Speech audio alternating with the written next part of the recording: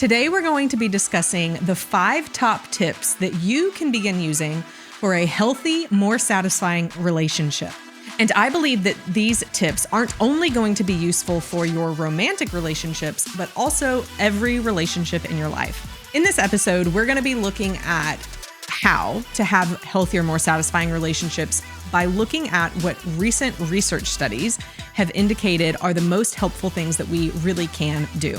This podcast and all of the podcasts that I do on It Starts With Attraction are my passion project, my love for really pouring into people, pouring over the research with our research team, and then pouring into people like you to empower you to make positive changes in your life that will lead to better relationships, better health, and better overall wellness. There are 4 areas that we like to talk about in the It Starts With Attraction podcast, and they're the 4 areas of attraction: physical, intellectual, emotional, and spiritual. And today's episode is actually, more than you think, going to touch on a couple of these areas of attraction, but the real main focus is the area of emotional attraction, because relationships are all about emotional attraction. How are we evoking emotions within other people that they enjoy feeling? I have as a guest with me today, not really a guest, he's on all of the Ask Me Anything episodes and our solo episodes that aren't really solo, I guess, if you're here with me, right, yeah, Jason? I guess that's how that works. Yeah. So Jason is the producer of all of our podcasts, especially the It Starts With Attraction one. And as we go through these, he's also going to be the person that I bounce ideas back off of, ask him how he's processing things, and he'll intervene, hopefully at certain points if I'm not making sense, or to help clarify, in order to make sure that this episode is tactical, is easily understandable, and we have key, clear takeaways that are usable in your life starting today.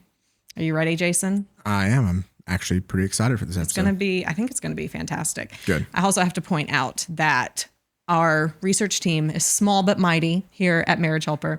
And Alina Wisniewski is a huge part of gathering the information and the research articles that we use in this podcast. So thank you, Alina. And thank you, Jason, for making all of this possible. All right. What is a relationship? Let's start with that definition. In this episode, a lot of the articles are actually going to focus on romantic relationships, but overall, a relationship is a committed association between 2 or more people. It includes family, it includes friends, marriage, partnership, business colleagues. There's so many different types of relationships that we have. And as I said earlier, this podcast, while a lot of the research is going to focus on what has worked in romantic relationships, it's not that far of a stretch to just tweak many of the things that we're going to talk about and apply it to all of the relationships that you want to strengthen in your day-to-day life. I will submit, though, that your marriage relationship is the most important one to focus on. So if you are married, then I would encourage you to focus first and foremost on your marriage. Then probably after that would be your relationship with your kids, and then with other family members, friends, so on and so forth. Let's address this topic first. What contributes to an unhealthy or an unsatisfactory relationship? What is it that ruins relationships? There was a study done in 2012 titled "The Areas of Marital Dissatisfaction Among Long-Term Couples." And they took 31 couples that had been married for at least 40 years. And the participants took the marital satisfaction inventory, which had 13 different scales inside of it. That means that it just had 13 different types of assessments that were all measuring different things specifically. So some of these things were measuring overall distress of how you felt inside of the relationship.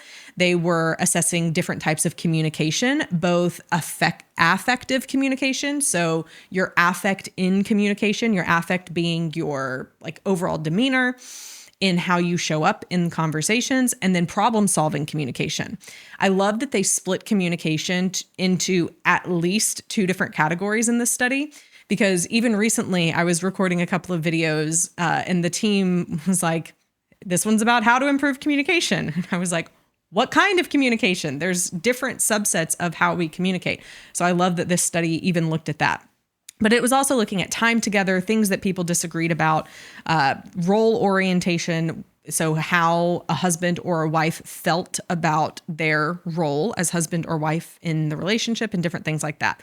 So here's what the results found. And again, they were looking for what was leading to the most dissatisfaction in the relationship. So global dissatisfaction, so just overall, when someone says, I'm not satisfied in my relationship, that's what the global part of it means. It's just attributed to several things. They're not trying to figure out the one thing causing it. Global dissatisfaction often accompanied deficits or struggles in problem solving, lack of time spent together, and disagreement about finances. So the couples who were the most dissatisfied said the reasons they were the most dissatisfied was because they felt like they couldn't solve problems effectively together. We're going to talk about that more. They felt like they didn't spend a lot of time together. We'll talk about that more.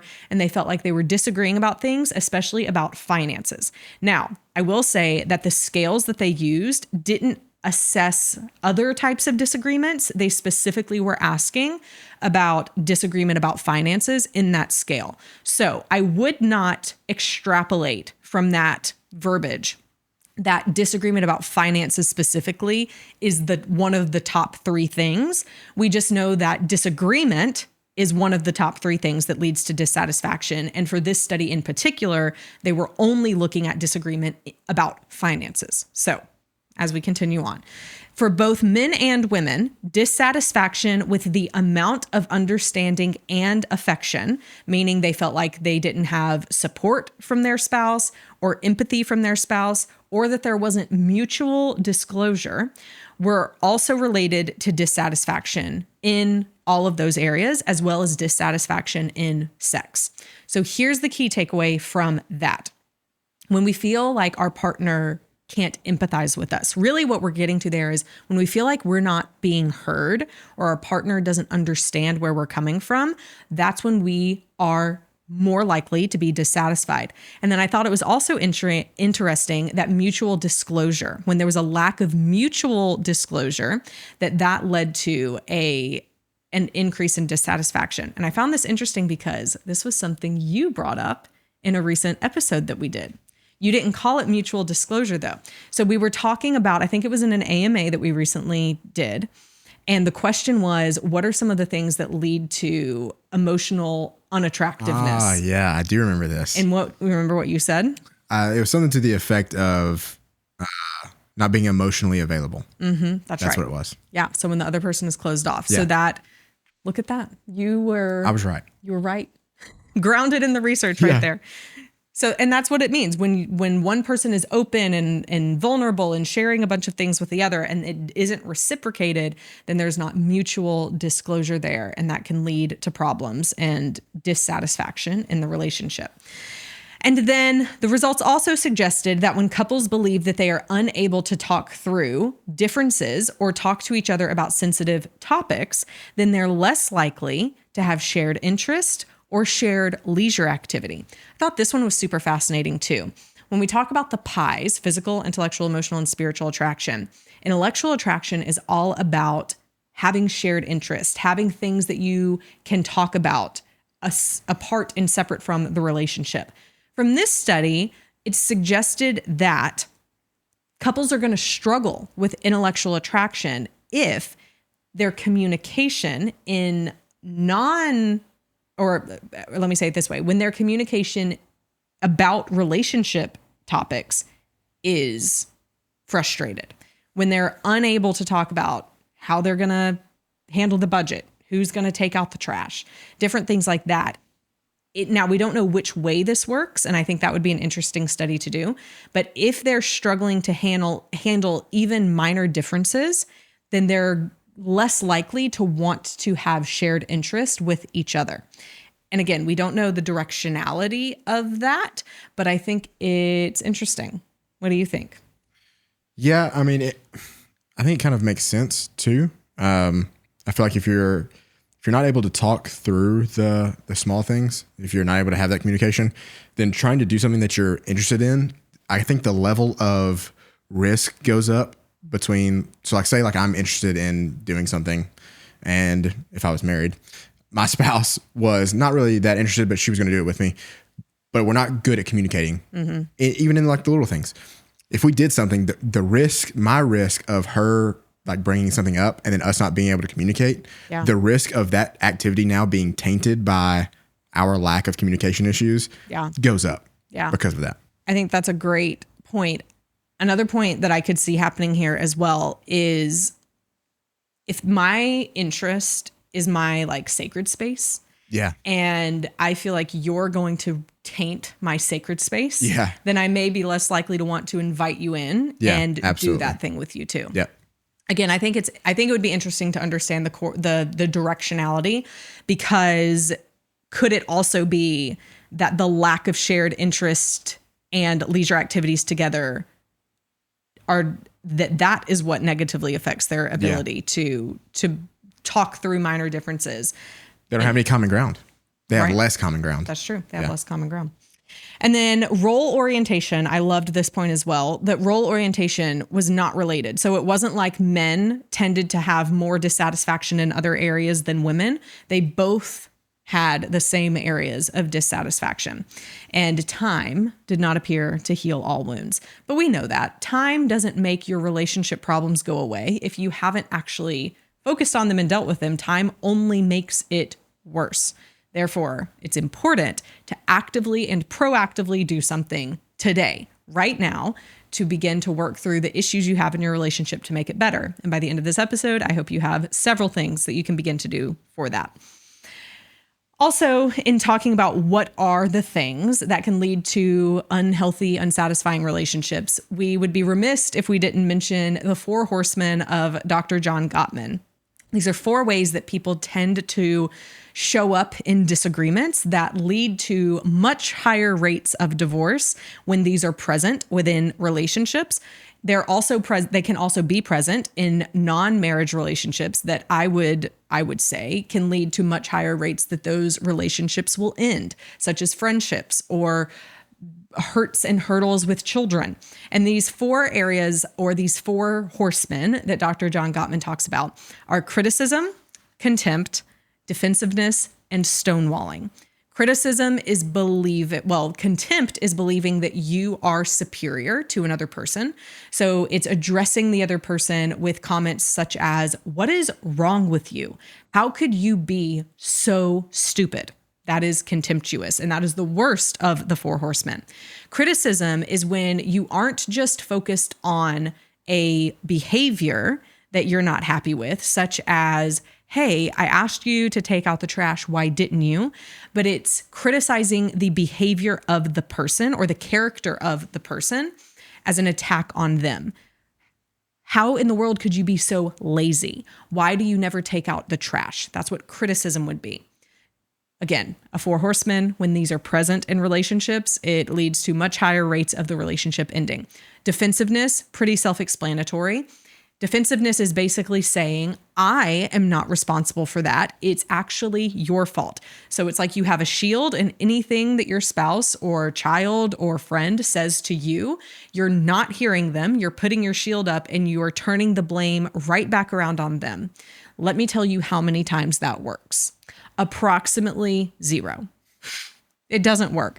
No one wants you, when they're trying to actually tell you where they're hurting, where they are giving you feedback or criticism isn't a great word to use here, but when they're trying to give you feedback on something that's hurting them or something you've done that's hurt them, and then you just take it and turn it right back around on them, it breaks trust and it leads them to not actually tell you the truth again in the future. That's why defensiveness is so lethal to relationships.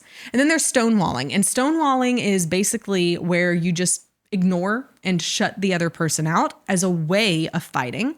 It's a passive aggressive maneuver where you fight by, and most of the time win, because you just shut the other person out. I'm not great at stonewalling. Are you a stonewaller, Jason? Probably, Do you know? yeah. Probably. Yeah. Yeah. Yeah, people with certain personality temperaments tend to be more stonewallers. Yeah. People who are already want peace and want to avoid conflict, this tends to be the one that they go to. That is me. And that is you. Yeah. Yes. So all of these things, when they're present in relationships, lead to the relationship not being healthy and not being satisfying. So then what is, and just to be clear, that is not an exhaustive list, but those are some of the key things and some of the bigger things that can lead to unhealthy relationships. So then what are healthy relationships? What does one look like, and what are the effects? So what are the benefits of being in a healthy relationship? So the characteristics of a healthy relationship, according to Heartline, are communication, trust, curiosity, intimacy, and teamwork. And all of those might sound very surface level, things that you would hear all the time. And that's probably because you likely do hear them very often. Communication is important. Trust, of course. Intimacy sounds like it would be important, especially for a marriage. And teamwork, being able to collaborate together. Curiosity may be the one that you thought, I wonder why that one is a characteristic of a healthy relationship.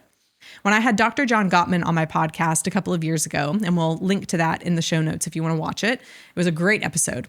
When I asked him, what would be the number one thing that you would recommend that couples do for a lifelong, strong marriage?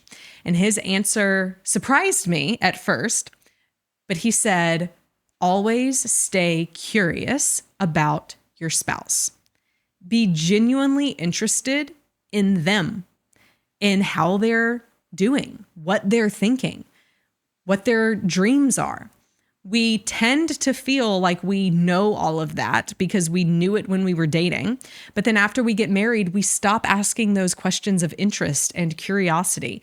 But our spouse doesn't stop changing, and neither do we. So being intentional about how we maintain curiosity about our spouse and continuing to want to know them and understand them is a great indicator of a healthy relationship.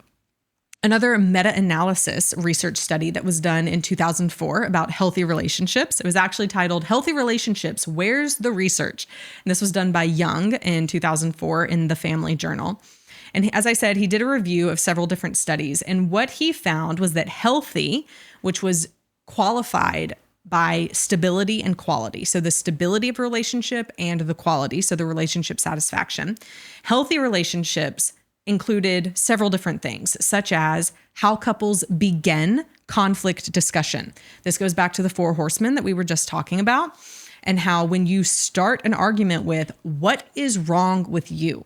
How could you be so lazy? That tends to not go well. The rest of the conversation is pretty much determined to go downhill unless you are savvy in being able to use some of the empathy, connection, listening skills that you have to turn it around. But it tends to start it off on the wrong foot.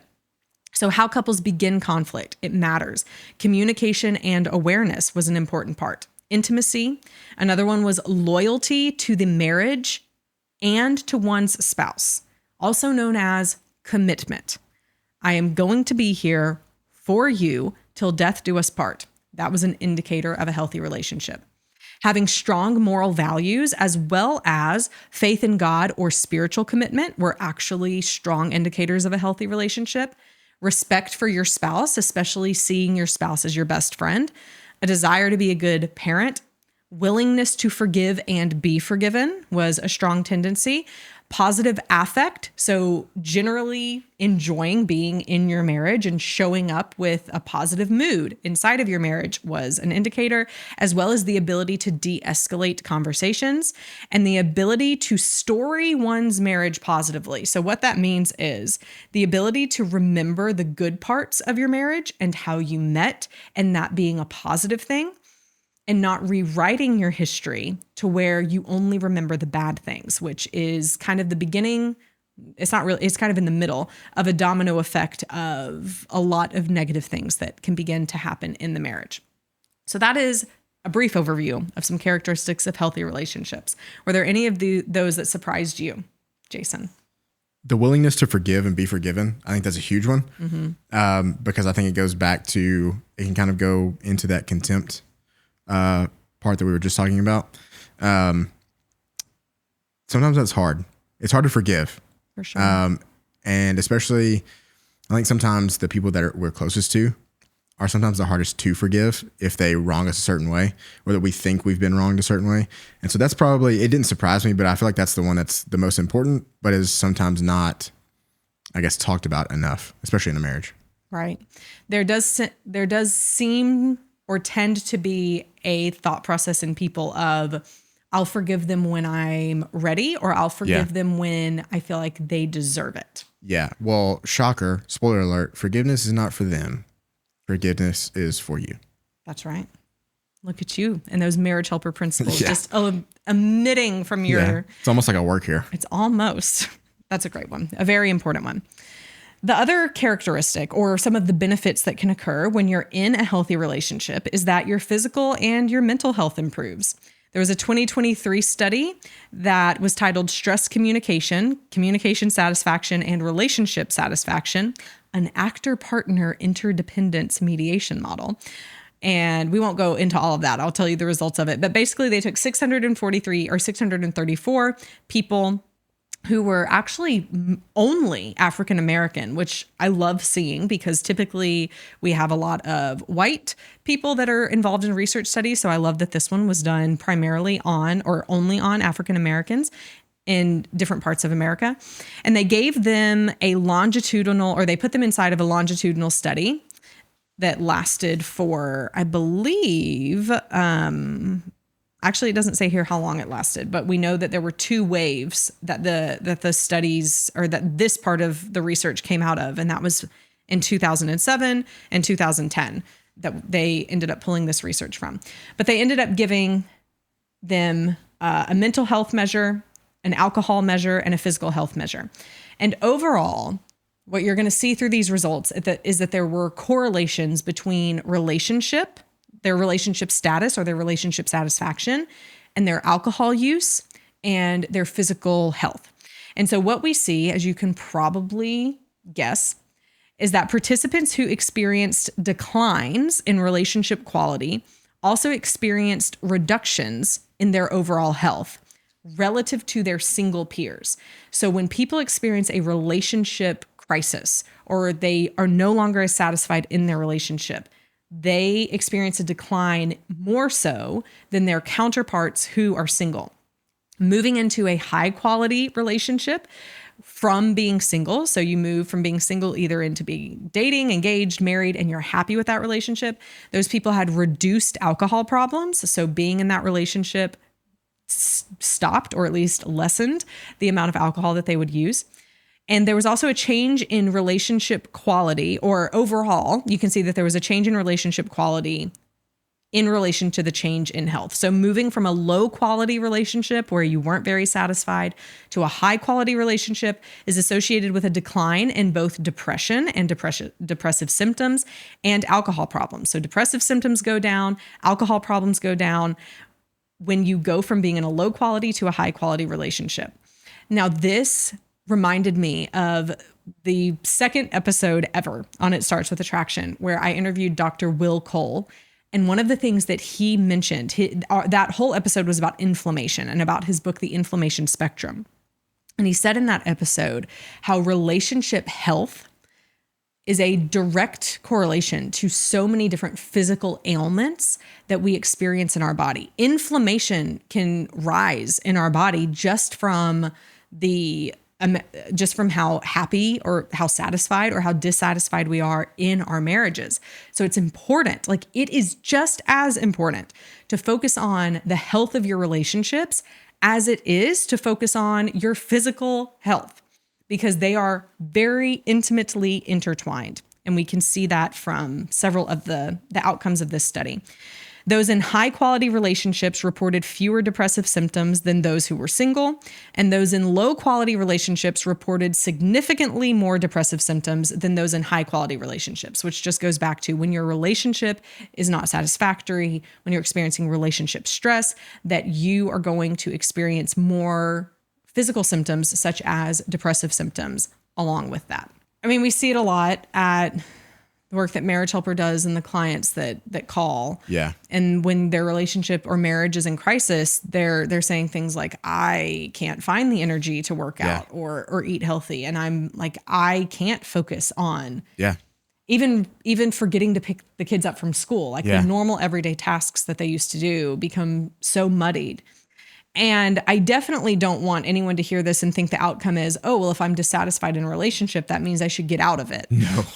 No, that is not what we're saying. But we're saying it's an indicator, just like if you're doing your yearly physical with your doctor and he's taking your blood work and looking at it, and there's numbers that are high that are indicating that there's inflammation or stress in other parts of your body, like that's an indicator you need to do something about it. Well, that's the same here.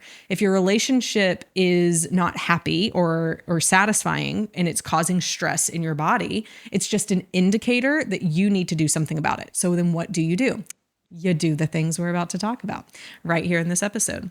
Because we believe at It Starts with Attraction that you can make a positive change on any of your relationships by first beginning to start with you. That doesn't mean that you're the problem, not at all. It means that you are the opportunity for a better future for yourself and for the people you love in your life. And so it is an empowering thing. Like it's an awesome and empowering thing that you have the ability through changing yourself and working on becoming your best self to have a positive impact on the people that you love in your life.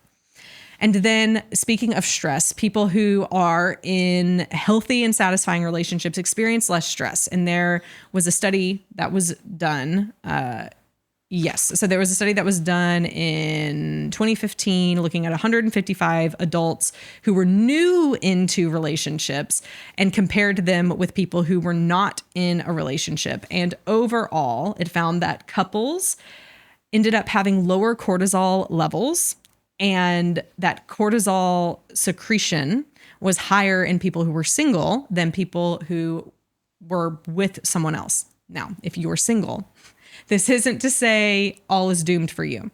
It's simply to say that there's something about having a strong, healthy relationship that is comforting to our bodies. Like it actually helps us to better be able to manage stress, cortisol, and we can see that through cortisol, how cortisol was secreted. Now, these were new couples, so we would love to actually see data on what it would look like for a couple married 40 years as compared to a couple married 20 years, 10 years, and so on and so forth. But I believe the premise can hold strongly either way. And then reduced loneliness is the other thing that's a benefit of a healthy relationship. People feel less lonely, and that's even true or even more true of people who are in a committed relationship as opposed to people who are single or people who are called mingles, as one study that was done in 2019 was looking at in the Journal of Happiness Studies. And it defined mingles as people who are in an intimate relationship but don't define themselves as romantic partners. So how I'm interpreting that is people who are friends with benefits. So they're not committed to one person, but they would consider themselves, active in different relationships. But what the research showed from this one was that mingles, people who were kind of friends with benefits types, reported lower life satisfaction than participants who were in a committed relationship, but higher levels of life satisfaction compared to singles. So there was kind of a hierarchy that we see here, but the committed relationship in every single part of the study that it looked at was higher for people who were in committed relationships. So all of that to say, it's important to commit to a relationship. Commitment is important in relationships, and being in a committed relationship also has a ton of great health benefits. Yeah, and it makes sense too. When you look at the mingles, that term is crazy. That's a crazy thing to call somebody. But the mingles, when you look at their relationships, they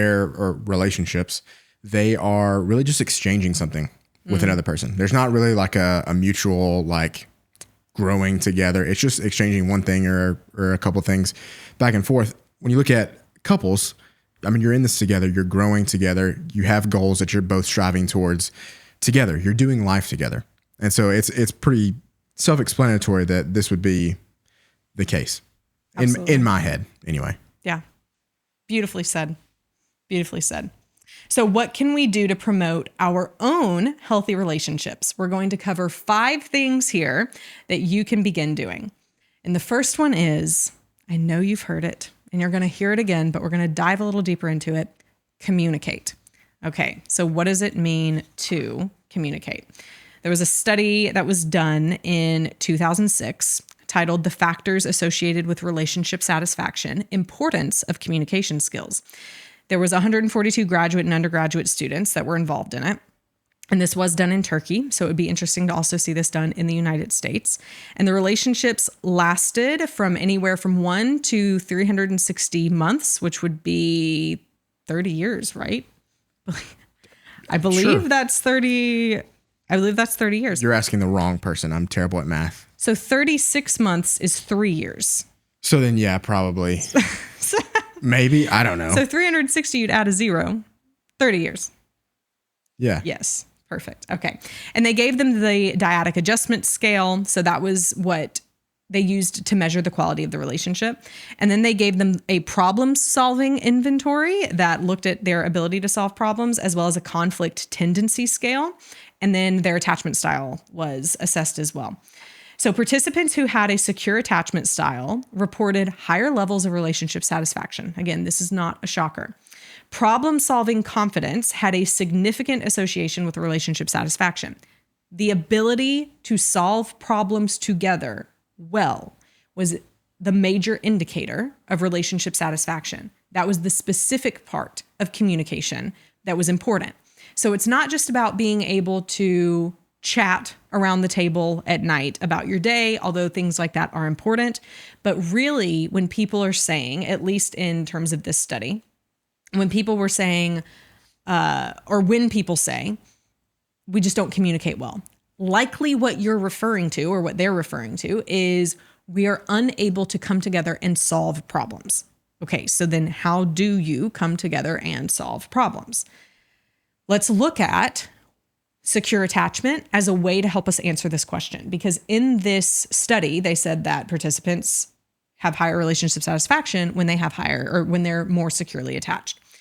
People who are securely attached know that their spouse is going to be there for them, and therefore they feel more of a freedom to explore, not explore like explore other relationships, but they feel like they can have their own identity. They can go out and have a life outside of just their spouse, but they always want to come back to their spouse, and they know their spouse is going to come back to them. Problem solving at its core is being able to trust that the other person has your best interest in mind. It's basically the same thing as secure attachment. In secure attachment, we trust that our spouse is going to be there for us when we need them.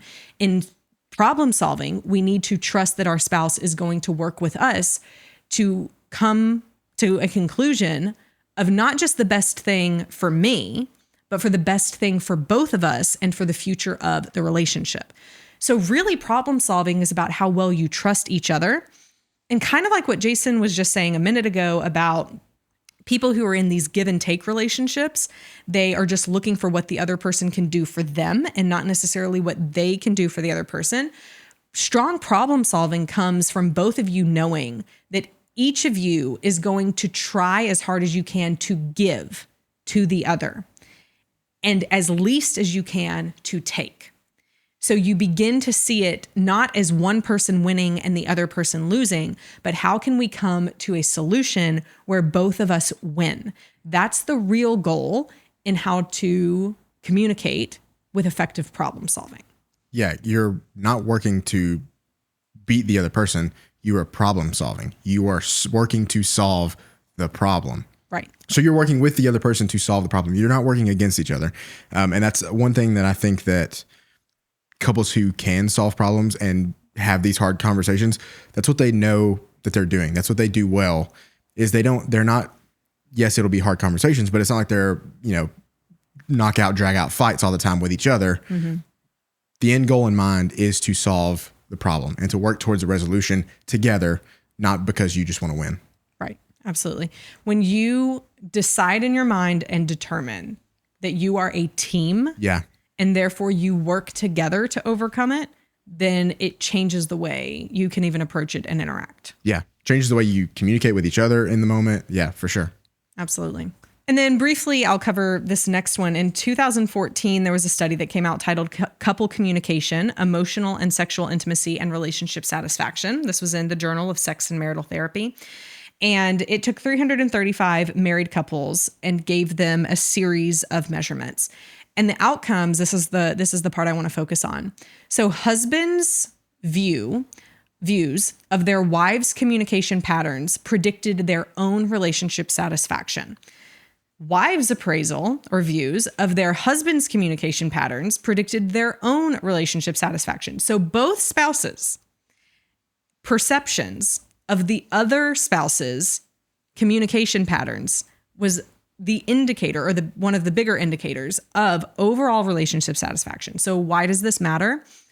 It means that both spouses, husbands and wives, both have a responsibility and a part to play in ensuring that they are doing their part in trying to have healthy communication patterns, coming into the conversation to problem solve as a team, not trying to win, listening to the other person and trying to understand their point of views. It is the mantle and responsibility of both people, and both spouses are viewing it the same way. Husbands' emotional intimacy predicted their wives' relationship satisfaction, and wives' emotional intimacy also predicted their husband's relationship satisfaction. So this goes back to the mutual disclosure, the ability to be emotionally intimate, to share about your dreams, your desires, your vulnerabilities, your fears with your spouse. Not only will help you problem solve better because you will understand each other on a deeper level, but it is another indicator of the other spouse's relationship satisfaction overall. Husbands and wives aren't that different. They both actually mostly want the same things. Yeah. To be liked, loved, and respected. And this is why the people that are out there who only want to work with the men or only want to work with the women grate on my ever-loving nerves, because they like, especially men who try and speak to other men and say things like, you need to take control of your relationship and show your wife who's boss. If you would just be more of an alpha male, that's what would change everything in your life. And what was it that Phil on our team was saying today? It was like some marketing line that was, it was so terrible. It was something like, if you follow this process, your wife would be crazy to not want to come back to you, even if she wants out right now. It's really kind of disgusting, because at the end of the day, those people don't really know what they're talking about, ultimately, because husbands and wives want the same thing. The research is showing that. 100%. She got a little scared. She's passionate. It just makes me so mad. Yeah. Because there's people out there who prey on emotionally vulnerable people and charge thousands of dollars, like way more than what Marriage Helper charges. Yeah, especially the men. For complete crap. We see it more with men. with We do see men. it more with men right now. Yeah, when you said alpha male, I think every real man kind Cringed. of vomited in their mouth a little bit, because such a stupid term. You know, there's alpha females too. I did not know that. Like in the animal kingdom, there are not just alpha males. Yeah. There's also alpha females. Okay, yeah, I knew that. Right. I thought you meant no. There's people out there advocating for alpha females. Well, no, because they wouldn't do that, because in the whole, it would mess up the whole narrative, because alpha males are the ones. And yes, I believe that men are like, I do believe that men should, for many reasons, be respected, that they are the head of the household. I believe those things, but not to the detriment of the equality of the woman. Yeah. The woman is also an equal partner with equal respect. And yes, I do believe that at the end of the day, if Rob and I come to a gridlock and it's not something that I'm super passionate about, I'm going to honor him by letting him. It's not letting him, but by hey, I will follow you on this. Or if Rob, if someone were to, my husband is a military and cop background, and so he has scenarios of how he will protect us if something were to happen. And I know, because he has said it, that if something were to happen and he says, just do what I say or just listen to me, like, I'm not going to fight him in that moment. He is going to be the one that I trust to protect us and to defend us and all of those things. How did I even get on this? Here's how I got on this. I do trust that men, and do believe that men they are the more dominant of the two.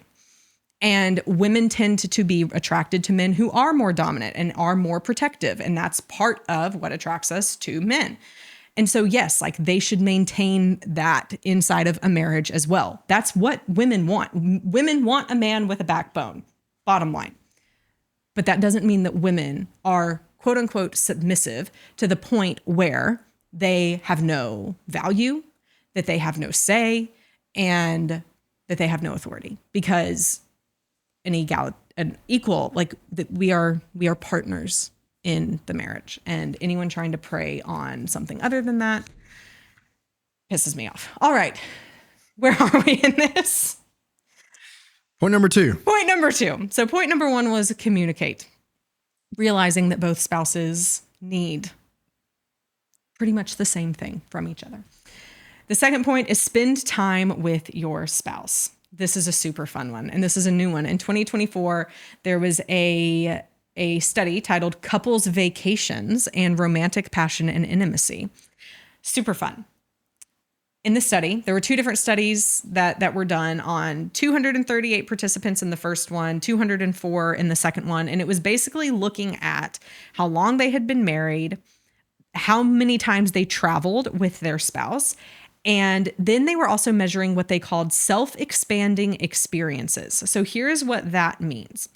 Novel, interesting, exciting, or challenging experiences. So something that a self-expanding experience, you did it and it expanded your worldview, it expanded your beliefs, it expanded the things that you like to do. Self-expanding experiences. This is like when my husband and I, with the kids, went to Costa Rica last year and went surfing. Super fun, self-expanding experience. Like, that was novel, it was exciting, it was challenging, it was a great thing to do.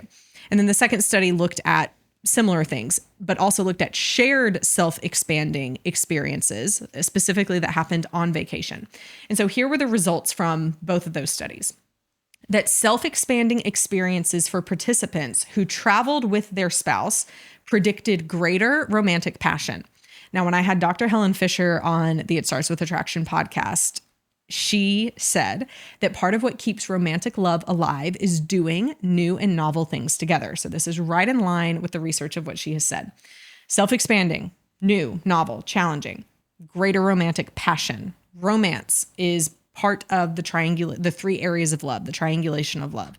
Romance is the desire and the yearning to be with another person. So doing fun and challenging things together precipitates and perpetuates that feeling of being in love, which is fantastic. Self-expanding experiences for participants who did not travel with their partner had no impact on romantic passion. So they were able to kind of single out that doing it on vacation or doing it with your partner, those self-expanding experiences, is specifically what led to the greater romantic passion.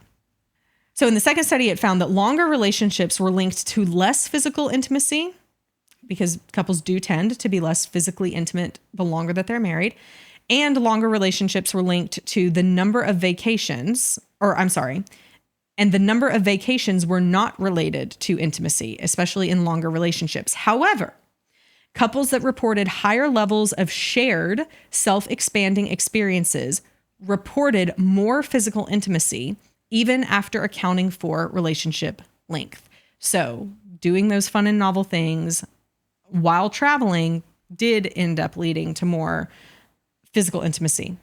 Shared self-expanding experiences didn't necessarily significantly predict relationship satisfaction, but the authors believe that this was due to the fact that the relationship satisfaction was already high at the start of the study and that the measure was stable. So they believe that there was a ceiling effect that happened because of the requirements of that sample. Because in that second study, it was a requirement that who the population for that study were spouses and partners who were in a committed relationship for a minimum of a year, could not have any children in the home, and were required to have gone on at least 2 vacations in the last year for a duration of 3 nights or more. So they were already looking at people who, if the results from the first study were true, that going on vacations together increased your romantic attraction, they had disqualified people who would have not had who would have had low relationship satisfaction. So kind of everyone in the study started high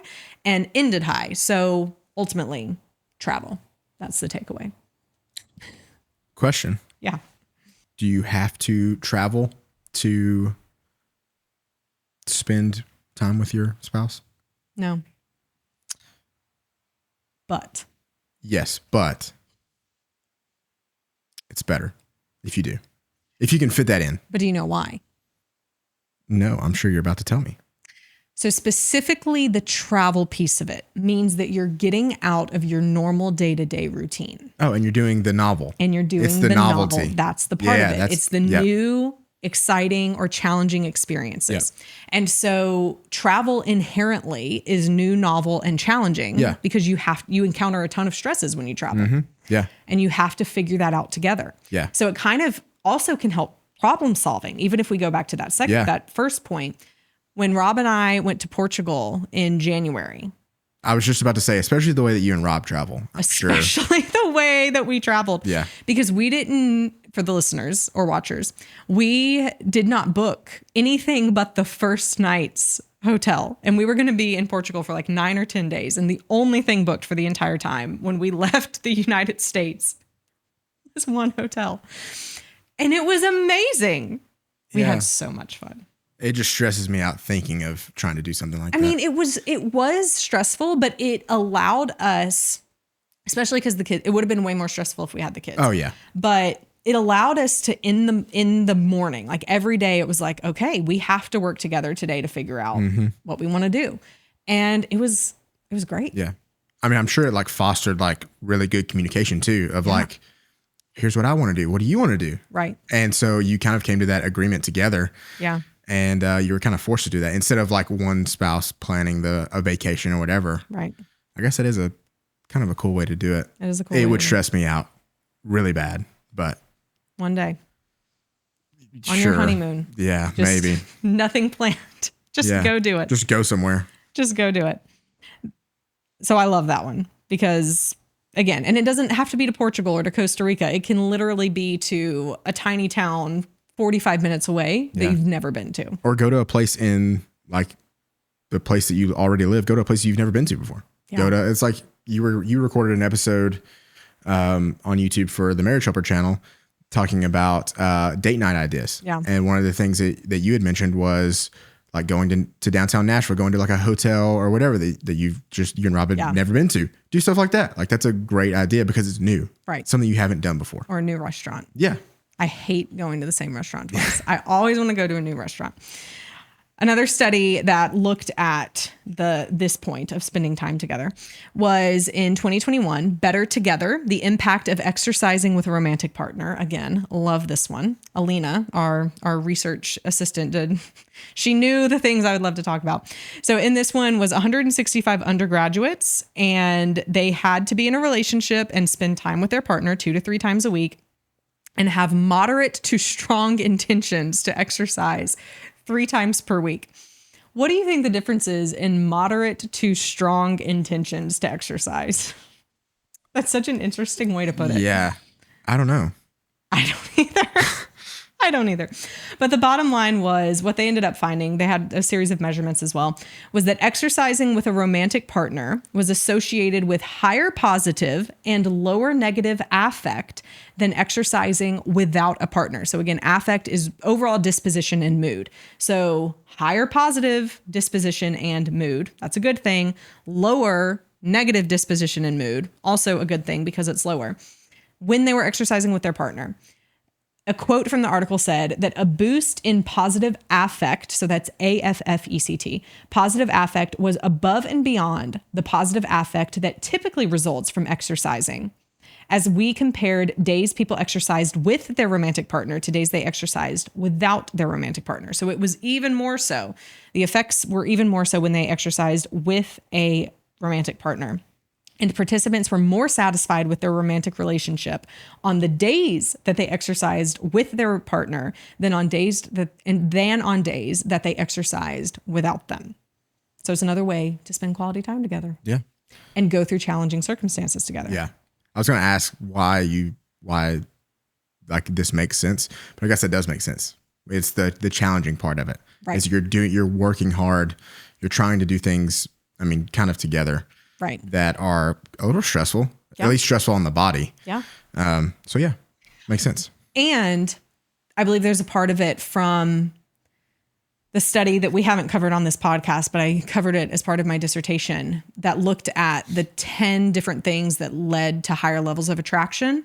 And one of those was we're attracted to people or romantic partners who even just have the habits of healthy things that we do. So like working out in general, even if it doesn't lead to a change, is an attractive thing that a wife or a husband would feel towards the other sex spouse, just because of the habit of it. So what's the third thing you can do to have a healthy and satisfying relationship? Get good sleep. Do we need to say more? No. But we will.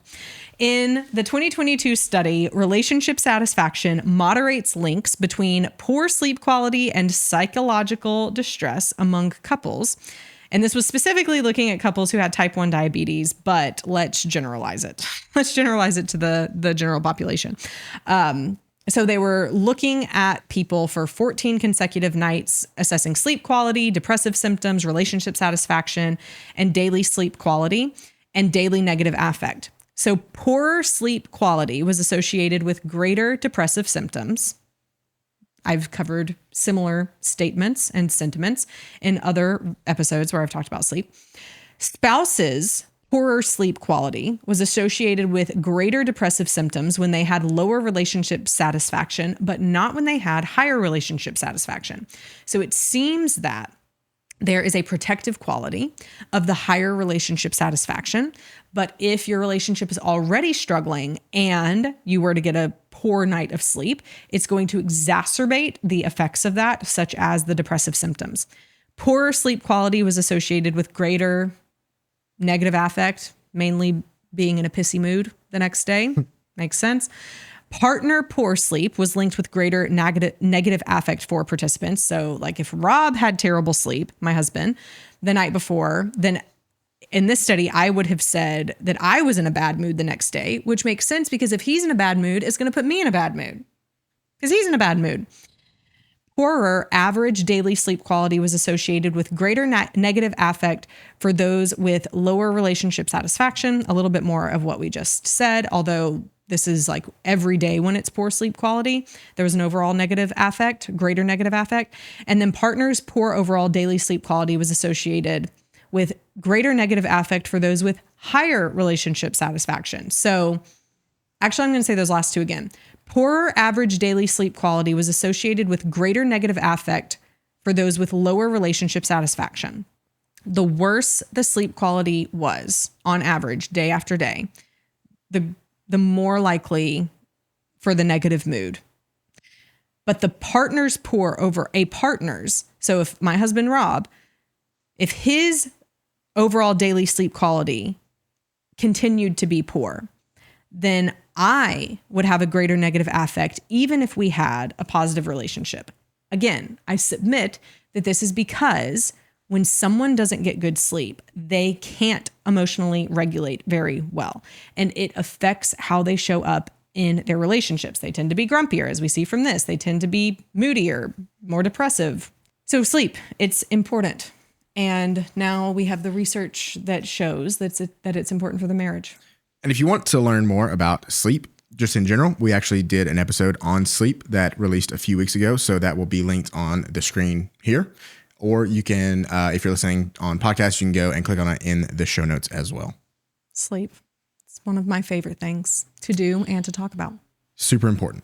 Super important. And I haven't always been that way, but I know it makes such a difference in our lives and in our relationships that it has become something very important. So the fourth thing that we can do for better relationships is express empathy. How do we express empathy? In a 2014 study on empathy in the Europe's Journal of Psychology, done by Levesque, LaFontaine, Karen and Flesh, and Jornson, starts with a B, but I think it's Jornson. We looked at 187 heterosexual Canadian couples that had an average age of 30 to 32 for males and females and who'd been married for about 6 years on average. They were given a couple of different dyadic coping inventories or dyadic empathy inventories, meaning, and so what does dyadic mean? It measures the degree to which couples support and actively help one another during times of stress. So the results indicated that one's own dyadic empathic concern was related to one's own ability to take perspective. And that was true, once again, of both men and women. So empathy was directly related to the ability to see things from another person's perspective. Both forms of empathy, which consisted of concern. So there was concern for someone, that was one part of empathy, and perspective taking. So seeing things from their point of view. So there was a compassion part of it, seeing someone, being concerned about them, wanting what's best for them, and then a perspective taking, which means I want to see things the way you see them so I can better understand you. So both forms of empathy was related to both people having better coping and relationship satisfaction for both men and women. So it's important overall to have concern for the other person and to be able to take their perspective. Now, there was also an association with increase in relationship satisfaction for both oneself. So me feeling more satisfied with Rob as my husband when these things were present, but also it found that it was true for both people. So I wouldn't just feel that way about my husband, Rob, he would also feel that way about me. And here's a quote from the article. In support of this association, this finding suggests that the ability to understand the point of view and to share in the emotional experience of one's romantic partner are related to the ability to communicate stress to one's romantic partner. In other words, dyadic empathy is conducive to the resolution of stressful situations. This goes back to problem solving. This goes back to trying to see things from the other person's perspective. This goes back to so many of the things that we talked about, secure attachment, your ability to communicate stress and why you're stressed and what you need to your spouse allows your spouse to understand you and gives them the opportunity to express empathy back to you. Now, it also allows for when your spouse shares those things with you, when they're sharing how they're stressed, it's your turn and your opportunity, and this is incredibly important, for you to sit and have concern, be genuinely concerned about the things that your spouse is sharing with you about how they are stressed and try and understand their perspective. So, as an example, my husband is currently in commercial flight school. And one of the things that he has to do at times is wake up incredibly early to go and to fly. And my husband, you think I love sleep? My husband really loves sleep, and he tends to get like a good consistent 9 to 9.5 hours a night. So he sleeps even longer than I do. And so for him, the day before, he knows that he has to get up at like 4 a.m. or 5 a.m. to go and fly. He's very stressed out. And I may look at this as someone who's already an early riser, and I could easily write it off and say, you know what? I do that all the time. Like, be a big boy, get over it. But that is not expressing empathy, and it's not leading to better relationship satisfaction. Instead, the better thing for me to do is understand where his stress is coming from. Let him talk to me about that. Like, I'm stressed. I'm going to have to wake up early. It's affecting just everything I'm thinking about today. Sit with that. Have a genuine concern for the fact that that's how he's feeling. do what I can to support him during that time, like me putting the kids to bed for him, doing anything I can to make sure that he knows that I care about him and that I'm on his team and I want to decrease his stress as much as possible. And then taking his perspective, not pushing my perspective on him, taking his perspective of how stressful this is what allows me to not just express empathy, because empathy, yes, it is a feeling, but empathy can also be an action, or maybe compassion is a better way to put the action that goes with empathy. Compassion isn't just passive, it is active. It's when we have empathy for someone and then want to invest in them or invest in helping them overcome the situation they're in, despite the obstacles that they're feeling. So expressing empathy is incredibly important. Yeah, it's like you said, it goes back to the problem solving too. It's better to have like another person in your corner than an extra person who's on the other side of the ring, who's like hitting you from one side while the problem is hitting you from the other side. So yeah, it's better to fight the problem together and be able to empathize with the other person so they can have your back. 100%. Yeah. And then our fifth and final, although this is not exhaustive, but for today's episode, our fifth and final tip that we're looking at for what can enhance relationship satisfaction is building trust. This was done by Fitzpatrick and LaFontaine in 2017, looking at attachment, trust, and satisfaction in relationships. So again, we had just shy of 200 Canadian heterosexual couples, 18 or older, who were in a relationship for at least a year. They were given some trust measurements, relationship satisfaction measurements, and an attachment style scale. And what we found, or what they found from those results, was that male avoidance, so a male being avoidant, dismissing of their partner, kind of shutting things down, wanting to wall themselves off, was linked to lower male trust, meaning that the female didn't tend to trust the male as much when he was walling her off. That makes sense, which was linked to lower male relationship satisfaction. So then the husband, the male, was not satisfied in the relationship, even though he was the one being avoidant, because of the way that his wife didn't trust him. And then the same thing was found with females. So it ended up being the same both ways. If there was a female who was avoidant, then it lowered the trust that the husband had toward the wife, and it was associated with lower female relationship satisfaction. So here's the bottom line. The bottom line of it is, when we are scared that our partner, that our spouse is going to leave us, when we don't feel safe and secure in our relationship, clearly that's going to lead to dissatisfaction in the relationship. And we can begin to do behaviors that kind of put us in a cycle of chasing the other person or wanting them to chase us or walling them off from us. But really we wall them off because kind of we want them to pursue us. And it leads to behaviors and actions that aren't healthy and they aren't sustainable inside of the marriage. So then what is the bottom line? To build trust. How? How do you build trust, especially if you're scared that the other person is going to leave you? You build trust over time by continuing to do the things that are best for the relationship, not for you.